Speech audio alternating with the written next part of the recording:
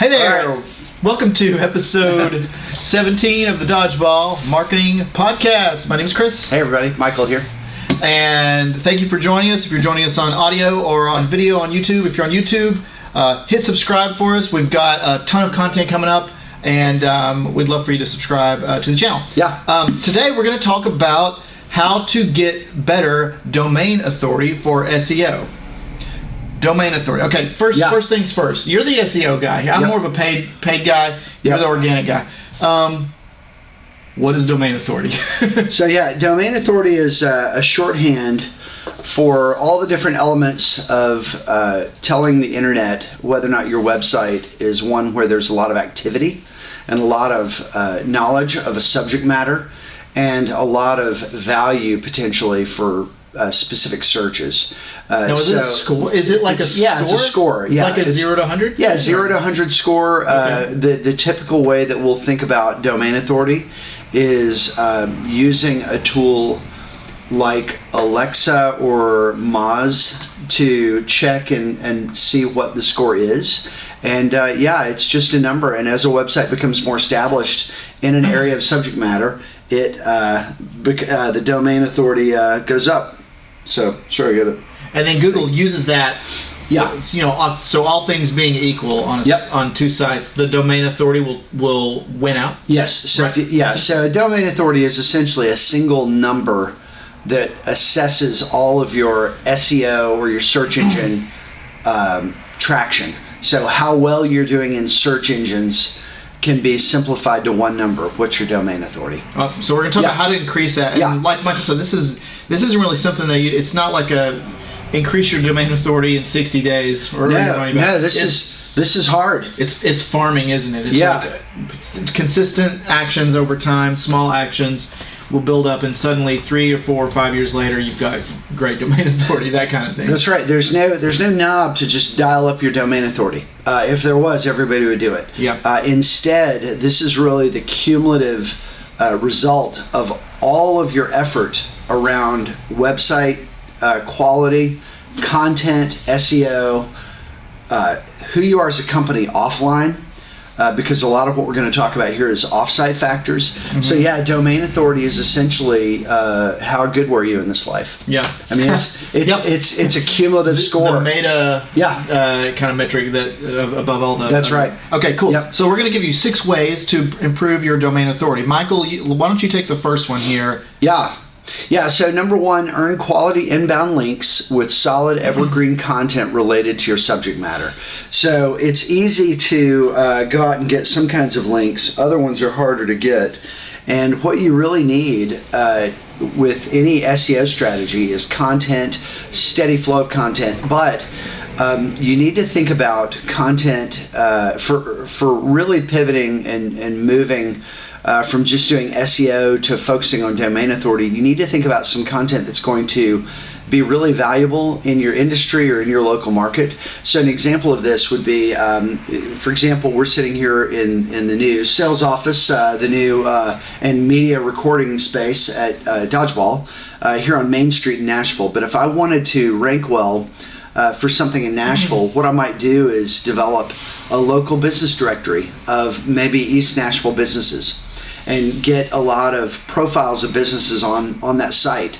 And then I would have the ability to use that website to point to my own business because I own and create this other website. Well, you can do things like that with content on your own site. Evergreen content. You can create an ebook or a local directory or something that is sort of a valuable thing in and of itself that other people are going to point to.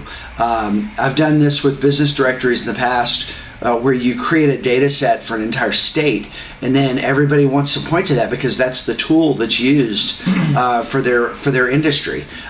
So these sorts of approaches are costly. It's not easy, but it's a real standout in terms of creating unique content people cannot get elsewhere. Yeah, great. Number 2, for increasing your domain authority, make your website architecture search engine friendly. So that means readable, mobile friendly, and fast. Yeah. We talk a lot about that, about what I would call like just good plumbing in the house, a good foundation on the house, and that's kind of what this is, Michael, right? Yeah, and some things I would think about are, number one, are you trying to reinvent the website layout concept?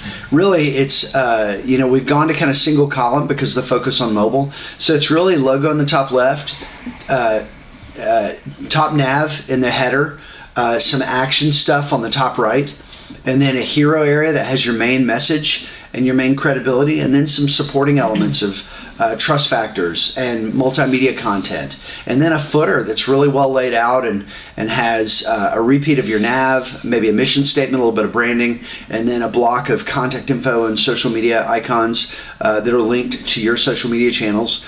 Making sure that all that's working really well on mobile and that your pages are fast. That's key. Your domain authority is never going to be where it should be if you're struggling, if Google can't see a good rhythm and flow to the usability of your website, and if your pages are slow. Yep, 100%. Number 3, generate ongoing new social activity around your domain.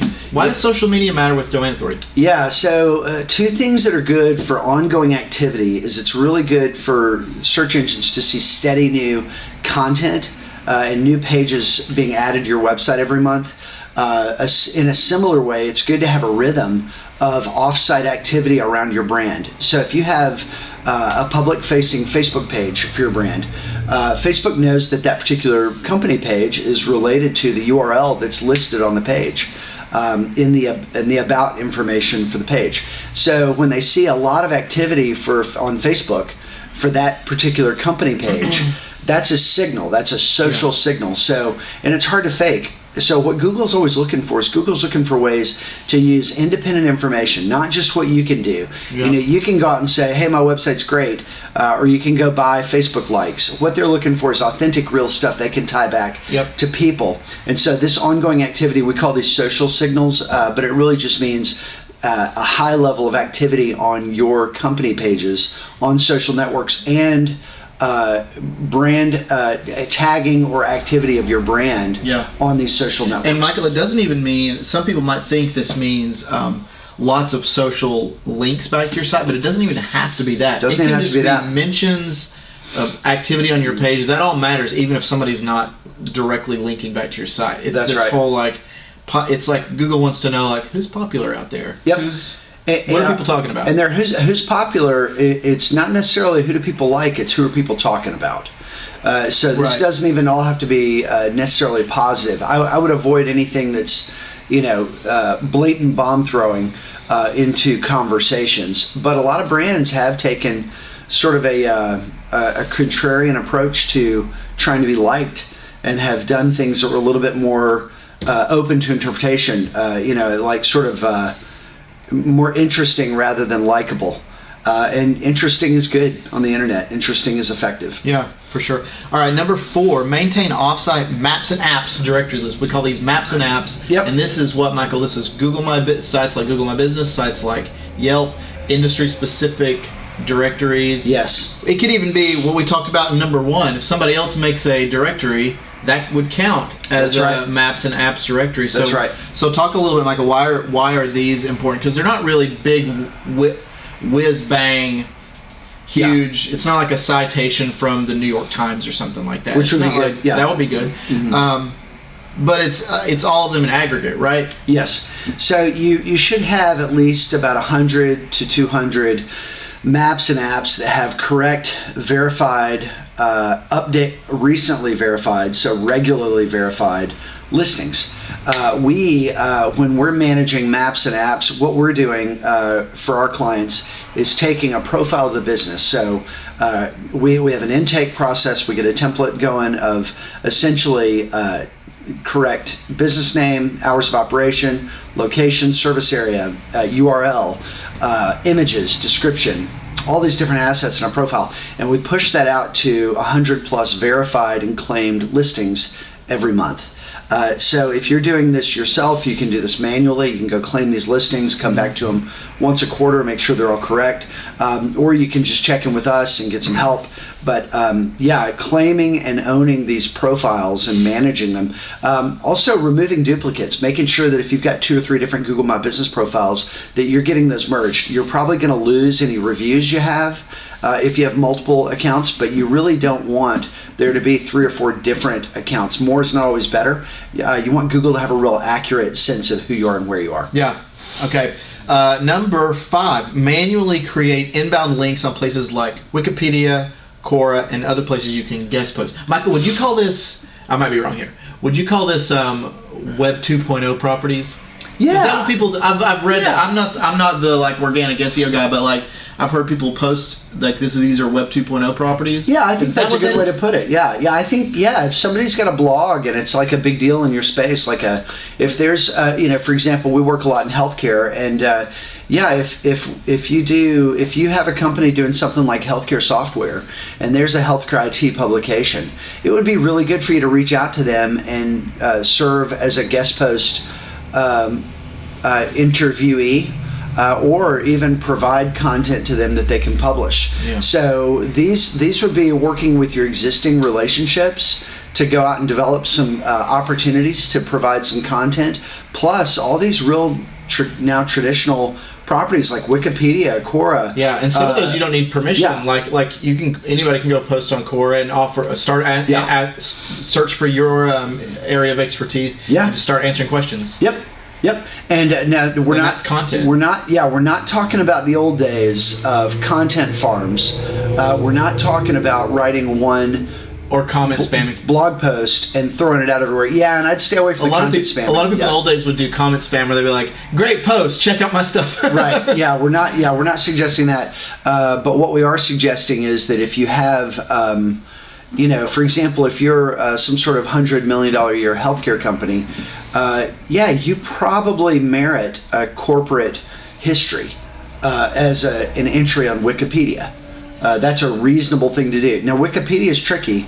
You got to go in real slow and real easy. They really want very carefully, organically formed content, so you're going to need to get people to maybe submit something on your behalf, and you want it to be non-salesy information. It's not sales content. You're not taking your sales brochure and getting those bullet points onto Wikipedia, but you can put in a stub and say, located here, founded in whatever, and have content on Wikipedia. Yeah. Great. And the 6th and final one here, and you touched on it a little bit with what you said with the last one, but I wonder if you could go deeper here. Gain PR and media attention using press release, distribution, and networking. Now, This is one that's a little bit harder to do probably than the rest of them, but tell us why it's valuable. This is an old school tactic for SEO, for getting in links, and we still find it useful from time to time. But for not as directly as it used to be. It used to be that you'd, for $500, go to PR Web and distribute, or PR Newswire, and distribute a press release and have 500 new inbound links. So this is still a reasonable tactic to get a press release. If you open a new office, you expand to offer a new program. If you do something that's really newsworthy and get it distributed. Here's where I think it's valuable today. It's good for doing that, and I would say it's not quite the bright flare in the night sky that it used to be for SEO, but you can still do that activity and then use it as a way to hand sell and hand promote who you are and what you're doing to other organizations that you want to manually ask to share something. So we're talking about guest posting, getting some traction with maybe a publication in your industry. If you've got a press release that's on a third-party website, that's a really good way to open a conversation with them, rather than a really weak approach of, hey, do you want to trade links? Or, hey, we're trying to get more inbound links. Right. But, hey, you might have seen our press release in so-and-so. We just announced a new product and we're really excited about 2021. Would you like to we're thinking about an interview on why we're excited about next year. That would be a reasonable way to use a press release, and it really does generate some inbound links. That's still the case. Yeah, great. So there's 6 ways to get better domain authority for SEO. Like we mentioned before, the main thing to remember here is this is a slow play. This is like a marathon and not a sprint. So just almost don't focus on what your domain authority. I don't even know if you can know what that number is, right? Yeah, you can measure it. Yeah, you can pull it from SEMrush or a few different tools. So what I'm saying is, don't focus on that big number. Focus on the tactics that you're doing. Make that your leading indicator, and that's know right. that trailing indicator is gonna move. Yep, that's right. Exactly. Great. Okay. Hope that was helpful. We'll see you on the next one. Good. Thanks, everybody.